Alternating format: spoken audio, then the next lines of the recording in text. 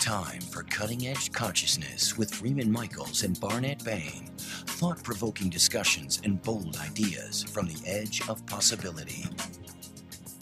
And welcome to Cutting Edge Consciousness. Freeman Michaels here. With Barnett Bain, good moment. I was waiting to time the good moment. I was trying to say it with you. Remember I did that last time? You did it. It's so beautifully, too.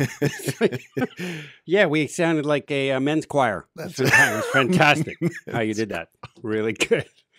We'd never be able to do it again twice. So you had a good week? I'm in the flow. Actually, I'm not even in the flow. I'm in the retraction after You're in the suck back from the flow. Suck back. Yeah, you and I were laughing about this. We moment. both kicked off some really great stuff recently, and then immediately felt a retraction. Big suck back. Maybe that isn't as good as I thought it was. Yeah, it's like the wave just sort of crashes on the beach. It's ecstatic, and then it sucks back, and you're high and dry. So yeah, I had that too. I'm going away for a bit. And I got a lot done. I handed in a manuscript that I had to get done, and I handed in a draft that I had to get done. All this stuff, and I felt so exhilarated. Suck back.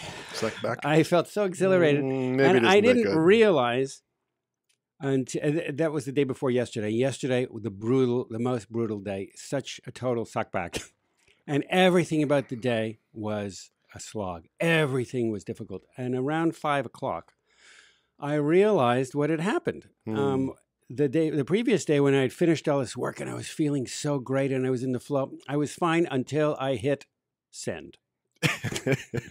And then I'm usually good after send. I dance around the house and I feel really good. And then in the ensuing hours, I then start to just crash. Well, what happened for me is I didn't realize that simultaneous with punching send, I was also punching up a new internal program. Immediately, I transitioned from, wow, this is creative work and fun and in the flow. With send, I instantly go into, what? What are you doing? What? 3 minutes. It's good though. I mean, I was just directing behind the scenes. All right. Everyone just leave. Back off. So I instantly go into, and then I want to bring this up with our guests. So well, you have to explain what just happened behind the scenes. What happened? It doesn't matter. Don't worry about it. That's so great. I instantly go into a mode that goes from flow to, wow, I hope it's going to be liked. Big time. And for me, I'm waiting to hear back on one of those items that I will hear back today. I mean, maybe I won't hear back today. I mean, that's kind of the hardest thing too, is you send it off. I remember when I was an actor and I would audition, I would have a really great audition. And brutal. I still don't know what that was. What was that? I was asking that we turn off the main camera. Oh, God. I was trying to do multitasking. I was trying to do it discreetly. So you weren't talking to me? And I was trying to get you to just stay in the conversation so that we could keep going and I could just point and leave my finger pointing as long as it had to until our producer and engineer saw what I was pointing to. God, but you love distractions whenever something goes on. You're like, wah! It's like, somebody takes a picture of you when you're little and they say, watch the birdie. Yeah. Yeah, you're always looking around for a birdie. Where's the birdie? Where's the birdie? It says in the clouds. Where's the birdie? But the waiting for a response, and it's this very young part of me that wants approval. And yes, that's exactly what it is. And I don't trust my own inspiration sometimes. You know, I mean, I do enough. Look, again, going back to the actor thing, I would leave my performance, leave it on the floor, as it were, and then go home and say, it is what it is. But it was always really hard. And that's one of the painful, difficult parts for me about being an actor, especially the ones where I really came close. Like I tested for a couple shows I didn't get, screen tested. Let me get my violin. But this part of me that doesn't feel good enough gets pricked, Barnett. Even if my work is good. Barnett, that's the budget ones. When you found out we got another stack of bumper stickers in, you said, look, t-shirts. I got so excited. They can be so many different ways. Who are we talking to today? Oh boy, we have a really great guest on today. It's a schizophrenic show. There are no schizophrenic shows. There are only schizophrenic hosts. There you go. That feels much better. So do you know who we have on today? I don't. We have on Dr. Fab Mancini. Fabrizio Mancini. I knew that. I didn't tell you we had him on? No, you did. You knew we had him on. I did. Forgive me. I just had a lapse. Fab Mancini Fab Mancini is a well-known Fox News healthy living expert, a chiropractor. We'll talk about that later. Best-selling author. Best-selling author, bilingual speaker, and president emeritus at Parker University. So I most of all, I love any opportunity to speak to Fab. Last time I saw you, I ran into you at in a lobby of some hotel in Vegas. I don't know what you were doing in Vegas. We'll get to that in a minute. So Fab, are you there? I am here. Thank you so much. I'm looking forward to this conversation. What were you doing in the hotel in Vegas? Yeah. Actually, I was speaking to a group of medical doctors in a different hotel. But I had a breakfast meeting at that hotel, so I had to meet you there. So there was doctors in spiked heels. No, the show hasn't run yet. Oh, that's a different network. We're still in production time. Yeah.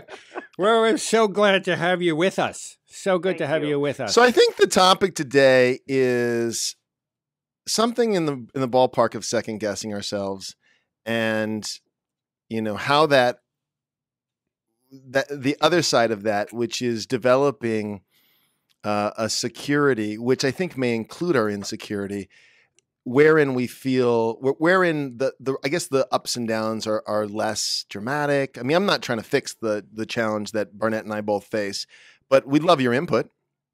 Well, there's two things that I gather from what you said. The first one is whenever you are waiting for a callback, right, or something. And to me, there's a timing, which is the universal timing.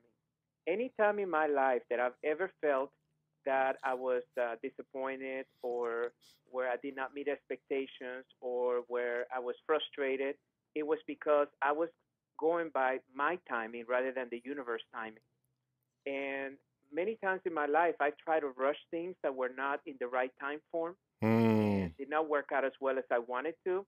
And then other times I noticed that if I just align myself with the universal timing and trust, and that's really the key word that I want to talk about, trust in that universal timing, that you trust completely that it will happen when it's meant to happen. And if even one audition did not work out, it was because that audition was not meant to be part of that journey for you.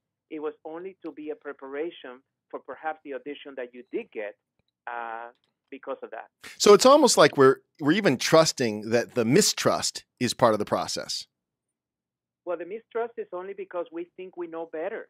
Right. You see, it's a human nature that we feel that because we can hear ourselves think, right? Because we can see the things that we do in our lives, that we are better than the universe, where a lot of times we have to go mostly on trust, in understanding that, but to me, the way that I arrived to that conclusion is by observing my own behavior over the last 30-something years, and observing what really were breakthroughs in my life, where tremendous amount of success happened. My last book is called The Power of Self-Healing, and I can tell you one. What's it about? I did something that was very unique. I got a few extra copies before it got released into Amazon.com and all the bookstores in the world. And I sent a copy to each one of my family members. And then one of my good friends and a patient of mine was Dr. Phil. And I sent him a copy to him and his wife and just said, Phil, I have this extra copy. I just wanted to send it to you. I hope you enjoy it. And I just released it to the universe. I just said, boy, just put it out there. He called me back 2 weeks later and said, I can't believe it took you to write a book for me to tell the world what you've done for me and how much I think of you. Thank you for sending it to me. Can you be on my show? Wow. And then the producer called me the next 2 days. So I find that I could have been out there and saying, well, I know Dr. Phil. Well, he owes me. I've done this for this. I've done that for that. But I've never been that kind of person. I've always felt like it's up to me to contribute rather than to take from others. And the universe has always given me far more than I can ever spend, Well, we didn't get a book. See, Barnett would have made a movie. Who knows? I'm just saying. I love you, and you're on our show, but I know that I'm going to get an ebook. It's in the mail. I will send you both the ebook. Oh, good. I would love to send you the hardbound copy because you're gonna have really something. I'm still an old-fashioned reader that I love to flip those pages and mark all over my book. So you'll come into town and you'll bring a couple of hard copies, Yes. and Actually, I will mail them to you. fabulous. That's Yeah. fabulous. But does that make sense about trusting and trying Oh, to absolutely. I mean, there is differentiate between our timing and the universe timing? it's so absolutely spot on. There are so many intricacies at work because in my own exploration, my own discovery, I am experiencing it as my own consciousness expanding like growth rings on a tree, like layers of onion, and so I have a balance. I'm trusting and developing an intimacy with trust as an energy. And I am also increasingly aware and intimate with the parts of me that are younger or have different experiences or that are blueprinted in different ways and respond to life with a totally different consciousness, and that those parts are very alive in me. Younger parts, hurt parts, traumatized parts, as well as parts. Freeman and I were talking earlier about some high school kinds of experiences, and that adolescent, that teenage boy has a very different worldview. And I am increasingly aware of when that part of me is operating. And when that is operating and I can meet it and love it and not be identified with it, but develop a relationship with it, it allows that part to feel known and handled and taken care of.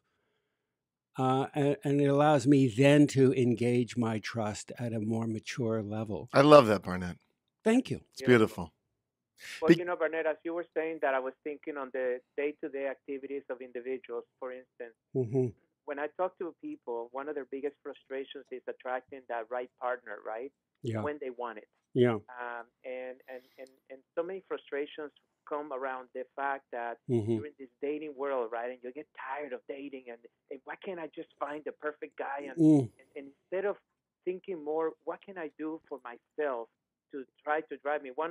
It's so interesting. One of the exercises that I give my patients is the fact that I said, okay, write down for me everything you want in a man, everything you want in a man, specifically. And then I say, how many of those things do you possess yourself? How many of those things do you live yourself? I want somebody patient. Are you a patient person? I want somebody that's clean and groom. Are you clean and groom? I want somebody that knows how to manage money. Do you manage money well? And I find that many times it's very difficult for us to attract someone that we are not like. Well, we attract what we desire the most and what we resist the most. Big time. Those are the two. What we fear the most and what we love the most are what gets the most of our energy and attention. And that's what shows up in our life. Yeah. I think, one of the pieces for the earlier part of this conversation, what Barnett and I led in with, and I think, Barnett, you sort of said this, is I recognize these aspects of me that while they're less dominant in my experience, they still, get pricked. They still perk up at various moments and, deeply held insecurities. Or even, Barnett alluded to our conversation earlier. We were talking about some of the... I'm not allowed to allude anymore. his alluder is getting turned down. You may not allude. All right. Where he referenced a conversation we had about recognizing the teenage aspect of us that perks up and gets all, these teenage fantasies that have to be let go of. Because what you're talking about, Fab, is there's a deeper thread of possibility that wants to play out. And a lot of this pining and wanting and these younger aspects actually get in the way of the greater possibility. Of trust. Right. Which would be, trust is this interesting relationship with what I've believed and wanted and the sort of unknown out there that wants to play out. There's a maturity in trust, right? Similar to, different words, but similar to faith. There's a kind of mature faith which is not which is actively questioning whether it's possible, but open to the possibility that it is. That's more mature than a blind faith. This is interesting, and we're coming up on a break. I know. So I want to really jump curious in. I want to jump in, and then I want to throw this to Fab. I don't do know it whether after the this is a real. Let's do it right after the break. We're going to take the break, but set up the conversation. So I wonder, as you said, that if there is a distinction to be made between trust and faith, and what came up for me instantly is that trust is, for me, is something that I have developed and that I have earned for myself. And as Fab was alluding to earlier, that is, do you have these qualities in yourself before you look for them? When I can own that I have them in myself, and then I don't have to second guess them. I can trust that. And as that happens, I begin to appreciate and generate them and experience them in others. All right. Faith is, perhaps we don't recognize that in ourselves. That's a bigger leap. All right. Well, there's going to be more on this ponderance when we get back of faith, trust, and the whole magic formula. We're going to sell a bunch of stuff. We're going to sell some stuff. Stay with us. We'll be right back after this break here on Cutting Edge Consciousness.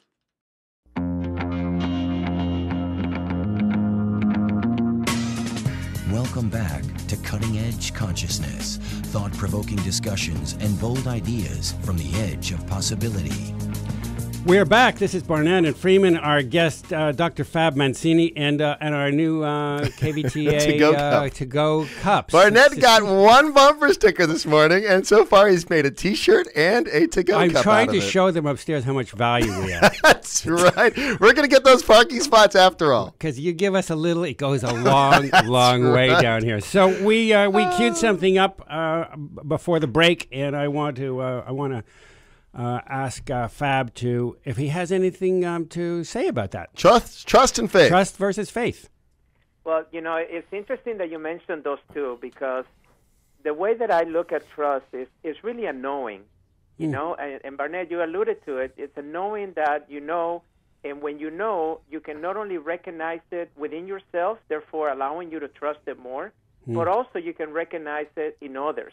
I can tell you that there's been relationships, whether business or personal, that I've had friendships in which I can recognize in other people those things that I've learned to trust on myself.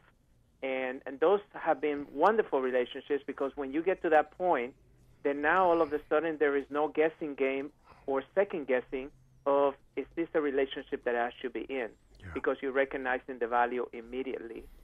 When I look at faith, and when I think about faith, to me, it's a sense of understanding that the universe is far wiser than I am, and understanding that they are, like, for instance, when we talked a little bit early, whether you get a call back or not, whether you walk out of there feeling that I nail it or not, whether you send a script out to somebody else or even a draft, what makes us second guess the fact that we have just done the best work that we were possibly able to do at that moment? And at the same time, it's because our ego gets in the way, thinking that we are measuring our success, we're measuring our performance based upon what we think we're worth. And what I've learned in my life is that one of the times I had an editor for my publishing house, in which I sent my draft, right, and they gave me two editors, and one editor was writing me, and she said, take a look at this chapter here, and it says, I need more Fab here. I need more Fab here. And I'm like, what is she trying to tell me? She said, well, you're not giving me the person that I know. I want you to think about how can you bring this message in the way that you are, in the way that if you were just to talk to me about it, what would you say? And I want you to put that into words. And I would just sit down and write it and all that. So to me, feedback from others is okay, because sometimes what we think is perfect may not be perfect enough. And sometimes giving permission to get that feedback from someone else to say, hey, listen, I like what you did here, I like what you did there, or, when you perform in this scene, I like what you did there, use that emotion for here.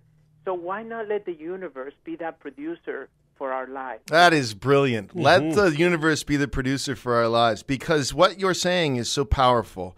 It's a maturity that this trust as a maturity that allows us to have that more mature faith. Then we can begin to relate to the I don't know in a very sacred way, the sacred I don't know, like what wants to come through me. Then the feedback becomes very, very helpful.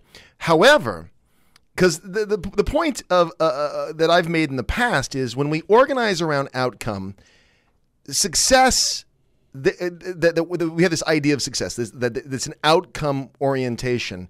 We're limiting possibility because there's something that perhaps wants to unfold through us that can't be seen in front of us. It's beyond our current, perception. But that takes a tremendous amount of maturity, a tremendous amount of trust. And look, it's a collaborative process. So all of the energies that are around us, folks giving us feedback, our world giving us feedback, because if we relate to the world in a particular way from a consciousness perspective, it's all feedback, right? It's all a mirror. Then something pretty magical and special and authentic maybe can unfold. And for me, it's really understanding that it's much bigger than what we think it is, and giving ourselves permission to live in that world of possibilities, because that's really the world that I love. I mean, it's so interesting. My wife tells me sometimes, well, Fab, you live in your own world. And I said, but yeah, it's in a beautiful world, Look at what is provided for us all these years and the amount of fulfillment and love and peace and joy that we get to enjoy every day. Because if I lived in the world of probabilities, right, or what some call reality, why can't you be more real? Get your head out of the clouds. Come down and live down here with us. I'm not very excited where that world is right now, to be honest with you, I'd rather live in the cloud, I love when that word came out, the cloud. Most people can't explain to me what the cloud is, but I think I live in the cloud. That's fantastic. The world of possibility versus the world of probability.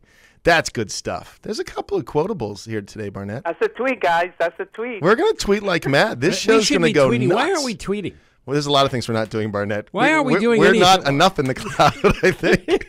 Well, guys, can I bring another subject? Because anything you want. Yeah. I would love your feedback on, and that is, as I've been exploring this, there's an element here that I feel plays into this subject matter, and that is our own self-worth.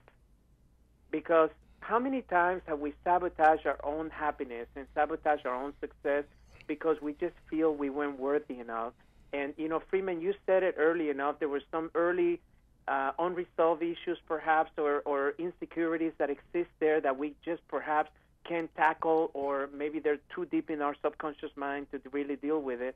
But what do you guys think about the self-worth component of it? Because I truly believe that what keeps us sometimes trusting is the fact that we don't believe enough in ourselves. So therefore, how can we believe in something greater than us? I think you're spot on. Yeah. I mean, the thing about self-worth is unlike self-confidence or even trust, which you can develop, you can come to recognize that I am a trustworthy person by acknowledging how I behave and being honest with myself and with my own dependability and how I show up. Self-worth is a different issue because what now? Why are we? Why are we pointing? Why? I'm going to do it all the time, Barnett. It's the same thing. Oh, it's the same thing. So self-worth is given. Everybody has a full cup of self-worth. There's nothing that we can do to become more worthy. We're God stuff. You cannot become more. But we can drop the scales from our eyes and acknowledge it and own it, and that is a process. It's not something that necessarily happens at the drop of a penny, but it can begin. We can begin to make that change at the drop of a penny and acknowledge that what stands between me and acknowledging my own self-worth are my own issues, either that I'm stubbornly clinging to or that are as yet unresolved. I'm going to jump in here too, because there's something you said a few shows back, Barnett, that has really stuck with me. When you talked about remorse but not shame, and there was a humility in it. So there's a paradox here We love paradox, by the way, on this show, where two things get to be true at the same time. That in really embracing this deep sense of unworthiness, not identifying with it, but just really recognizing ourselves and then reflected in so many of the mirrors that we call other people in the world, there's a profound power in owning that and then consciously creating something out of equally powerful sense that there is an innate self-worth. So I just tangled everything, but no, I think beautifully said. I think that's it's both and. It's not an Yeah. either or. And we live in in mystery. We try and shoehorn mystery into logic and reason. But don't you find also that a lot of times we base our self-worth based on the circumstances around us? You know, Yes, one of the most that's the profound worst. That's the most dangerous danger. It's a relative thing, but that is where we go off thread, off track consistently. Certainly, I do. Is I gauge what's happening in my life for my own value, or I make meaning out of circumstance. And circumstance is never inherently meaningful. It is always the frequency, the energetics of our emotion, thought, feeling. That's your adolescent self doing that, Barnett. Yeah, but continue, Fab. I'm sorry I interrupted But no, you. I was going to say that one of the most profound statements I heard one time was that our past does not determine our destiny. And so many times I have seen people that cannot see themselves beyond their past. Is, you know, because we have such a hard time forgiving ourselves, you know, that therefore forgiving others. But so many times we beat ourselves so bad for decisions we made, choices that we made, maybe auditions that we skipped, maybe scripts that we never wrote. I don't know. But I know that many times we just beat ourselves up saying, well, that could have been me. But in reality, rather than exploring the opportunities that are sitting in front of us, in which we're so much living into the past that we are not paying attention to everything that is right here in the moment. Because I find that, honestly, everything is in the moment, right here, right now. And I've trained myself over the last years. I don't know if I ever shared the story with you, Barnett, but when I was 16 years old, I was involved in a robbery where people came in late at night and they were looking for the safe in the house, and they had me at gunpoint, tied me up, put the stocks in my mouth, beat me up with a gun, in the back of the gun in my head, broke my head, and bled and everything. And I made it through that night because the neighbor's security called the police, and then the guys fled, and I was okay. But after that night, I made a promise to myself that I would not live my life taking it for granted because I didn't think I was going to make it through. And then I made a decision at that point that I was going to live my life if I only had 24 hours. And these 24 hours, that's all I have. And sometimes people will say to me, but look at all you've accomplished, and look at all this and all that. And I can promise you, I only look at this moment right now, right here with you. This moment right now, this is all I have right now. And I know I'm going to have a lot of other stuff after we finish this show. But the reality of it is, if most of us will allow ourselves to just be in the moment, then all of the opportunities that we want will find themselves right there. Except most of us, unfortunately, are waiting until something happens, right? So I can show up, so I can be, instead of just being, so then things can show up in your life. Beautiful. When I was in elementary school, the game Defender came out. It was a video game that was wildly popular, and we used to go down to the ice cream store around the corner. I was in grad school. Well, I'm a little younger than you, but around the corner from St. Monica's, called Cones, and we would play this game. And I would feel really stressed out playing the game. But if I played really well, this thing would happen where I'd get something called bonus play. And I would always play better during bonus play. And it's a very interesting analogy, similar to what you're talking about. In fact, Barnett, I don't know if you remember this. Miguel Ruiz, we had dinner with him one night, and he was talking about how he expected to die. He had he had to have a heart transplant, I think. Yeah, heart And he said, so all this is bonus play. And I was like, oh, bonus play. He's a defender. He is a defender. But it's similar to what you're talking about. Is like the point at which I didn't have this experience, but I understand from you and from Miguel and others who have had either a near death or a death experience but came back, where then their world opens up because it's similar to this bonus play, right? You know what happens is that you put complacency completely out of the picture because you recognize that there may be no tomorrow. That's all there is now. And just imagine, let's take a simple example as our relationships, right? Imagine not taking for granted our significant others. I've been together with my wife over 25 years, and every day to me is a brand new day, a new opportunity to explore something new, whether it's physically, emotionally, spiritually. What can we explore today? And of course, that sounds easier than you can do, but imagine all the relationships in our lives. Then, of course, our children, right? And all of a sudden they get older, and now they're going to college. I have one that he's a senior next year, and he's going to be going to college. And, some people will say, oh, aren't you going to miss them? And I said, no, I'm looking forward to that experience because my wife and I made a pact not to take any year for granted, to appreciate it for what it was, not to be waiting until, I can't wait until he's a teenager, or I wish he was one again so he can come and hug on us and love us. Just appreciate the moment.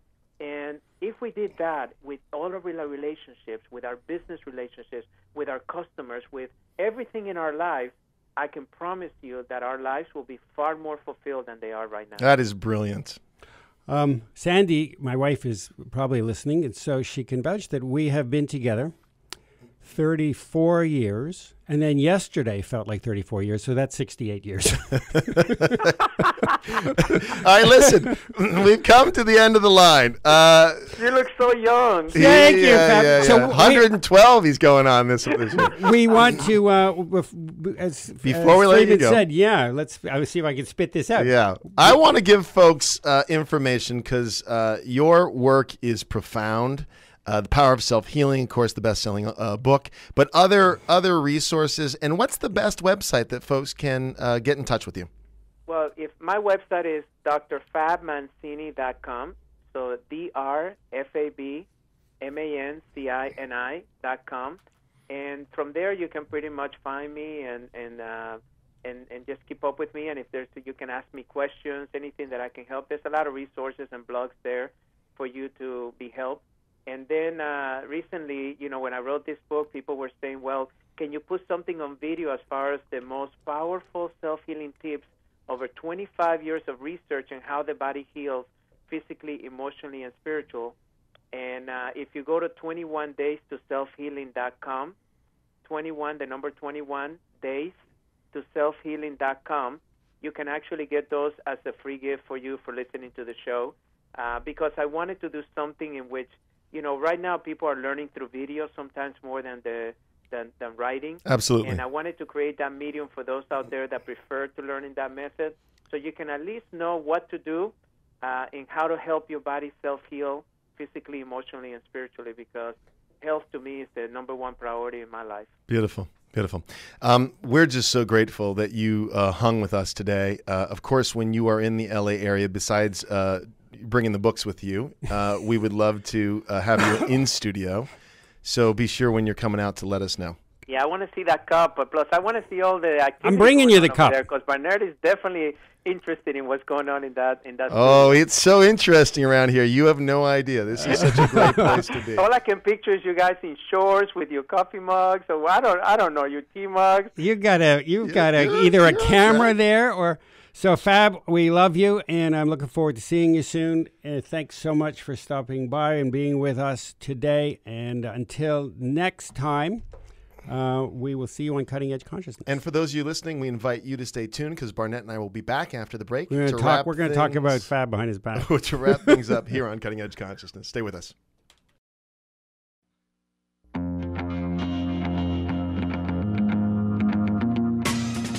Welcome back to Cutting Edge Consciousness, thought-provoking discussions and bold ideas from the edge of possibility. And welcome back to Cutting Edge Consciousness. Freeman Michaels here.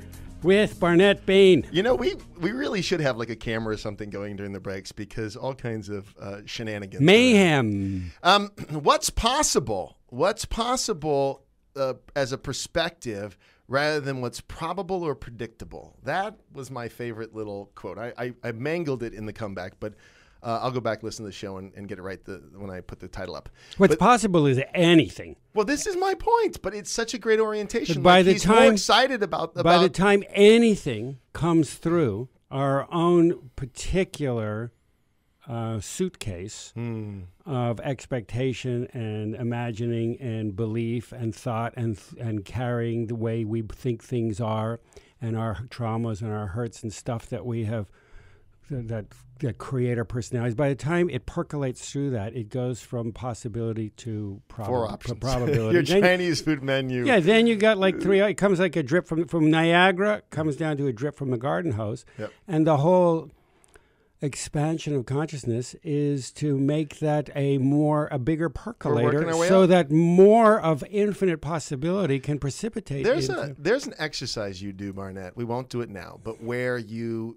go down the funnel, where you ask a series of questions that, and I've done it with you, where it may be one of my fears or my anxieties, and you take me down to where I've rooted it in this kind of dread, this such a limiting perspective. And then the idea is to peel those layers back and lift. And it's a beautiful expression of exactly what you're talking about, because I think that is the process. There is this deepening into the whole of our hurts and our limitations and so forth, which is necessary to some degree. We don't want to stay there forever.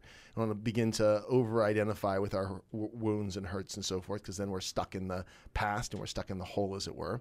But then for the sake of climbing out of it, to be more, to use this show, to go back, to be more trustworthy to ourselves and others, to be more reliable, to have sort of, a relationship with what comes up so that it isn't as dramatic. I mean, by 5 o'clock the other day, you had gone through your turmoil and you popped out the other side. It's brilliant. Yeah. And that's integrity. And that's integrated. How quickly can I claim and understand and have a compassion for myself and understand what a part of me is triggered, because as Fab said, the present is not the result of the past. And yet, until I become aware of that, the present will unfold in line with what I expect it to be, whether or not I'm conscious of those expectations. And what I love that you love to say on this show, Barnett, is, and that's Humpty Dumpty collecting his own pieces, because all the king's horses and all the king's men cannot. Yeah. It is Humpty's job to put his own pieces together enough so he can get back up on that wall. Yeah. Yeah. So the beautiful thing about trust is that trust is the humility that allows for something to unfold differently than I expect. So it takes a humility to do that.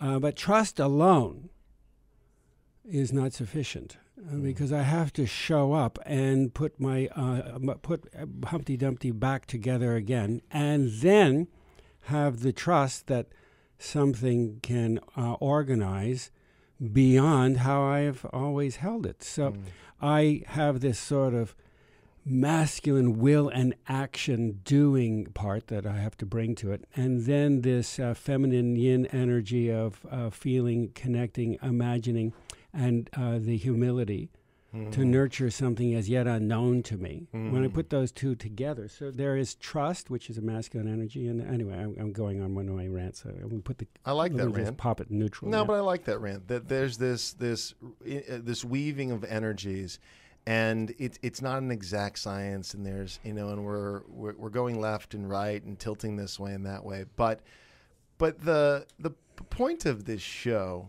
which actually is so interesting because it's actually the point of his book. The point of his last book, Fab's last book, is that the body is a self-organizing mechanism. It's wired, body does not lie. It's wired to heal. And so, it's the fact that we've disassociated from our body and we've gotten so external that the job now is to come back into our bodies and be more, sort of self-aware and embodied. Embodied. We've gone into a thought bubble. That's it. The body, as Fab puts it, is wired to heal. And the world is also our body, and That's it is it. also wired to heal. Beautiful. But we are not in our bodies, so we are not truly in the world. The world is a somatic experience. As I say that, I remind myself to take a breath and actually be in my skin suit. Well, now that becomes the key point, is that, at some point there's an awareness that we're not in our bodies. And so the imperative is to get in our bodies, but not in a way that, again, the humility factor, that I recognize I go up into my head. And so I don't want to make that wrong. I just want to organize back into my body because it feels better, right? Mm-hmm. So, And because I have a greater ability to respond with more of who I really am. I am no less who I am when I'm in my thought world. That's still 100% me. Mm-hmm. But I have access to more of my system when I am in my body, and I am better equipped because I am firing on more cylinders that are me to meet the challenges of life without being triggered, without having the smaller, younger parts of myself triggered. Which in turn blows open the doors of greater possibility. Yes, it's a greater menu, greater of possibility, greater probabilities, because now we have a much bigger, we're more open, we have a much bigger funnel. Bigger funnel. We've worked our way down and back up again. It's not a direct path. It's not like we work down and then work back and it happens in 21 days and then you're cured. It's one of these things that it's a dynamic process that's sort of always going on. The thing that you and I have both said is, yes, we go down into our funnel, as it were, regularly, but we pop back quickly. And, and that relationship between, expansion and contraction, between flow and retracting, like, ooh, I want to take that back. Maybe I want to second guess myself. Flow and suck back. What did we call that before? Yeah. Well, no, what was it? What was it? It was so great. It was such a great image of that. It was better the first time we said it, right? It was, but it was a good image. That's a theme for this show. Better the first time we said it. So, so that just becomes part of the game.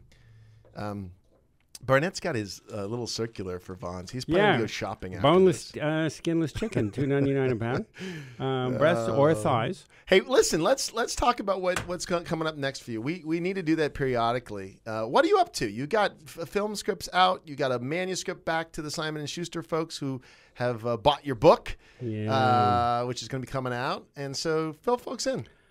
Well, I'm excited, and mostly I'm excited because I'm taking a vacation. That's funny. That's much more immediate. Saturday. That's less ambitious. It's more immediate, and it's more. That's very real, and it's the day after tomorrow, so I'm thrilled about it. And I'm gonna go home. I'm gonna pack. You know what's funny? I was working with our friend Susan Leahy, who's just a delight. And we were having so much fun. It's similar to when you and I were doing some writing up in Idlewild. And I said to her, I feel like I'm on vacation. Like, this is so much fun. We were out on her veranda. It was a warm day. We were in the shade. And it was just like, we're having cold, iced tea or whatever. And I said, wow, it feels like I'm on vacation. And it's funny because, as you and I have said many times, or at least I've said, the first criteria for decision making is this going to be fun when I choose to opt into some project or role or responsibility? Not the only criteria. There's plenty of other criteria, and sometimes it isn't that fun. But mostly, I want to have fun because I know as a energy that's going to generate the most positive outcome. And so, yeah, it was just beautiful. I was on vacation, and it was work ostensibly, but it didn't feel that way. Never feels that way when it's aligned, and when I'm aligned, and that's one of my big revelations is that I'm very relational. I really like collaborating. It's fun for me. I don't want to be, writing is a solitary thing often, and so you and I both write, and so we spend a lot of time just staring at a screen. But then it's really fun to be able to interact, because we were reading some of the stuff I'd written, and she was the original author of it. I had done some rewriting on the material, and we were just playing. When is that out? Oh, I don't know. When will that be available?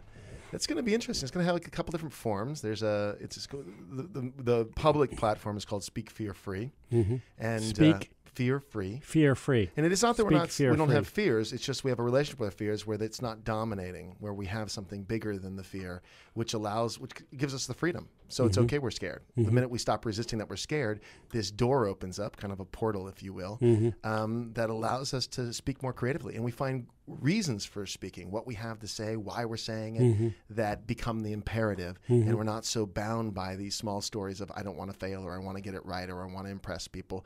That all comes, but we don't lead with that. So that's the work. It's a beautiful piece. I mean, she wrote a great ebook, and I just was gifted to be able to play with it. And she's talented as heck. And so it's going to be a gas. She's something. She comes from a family of...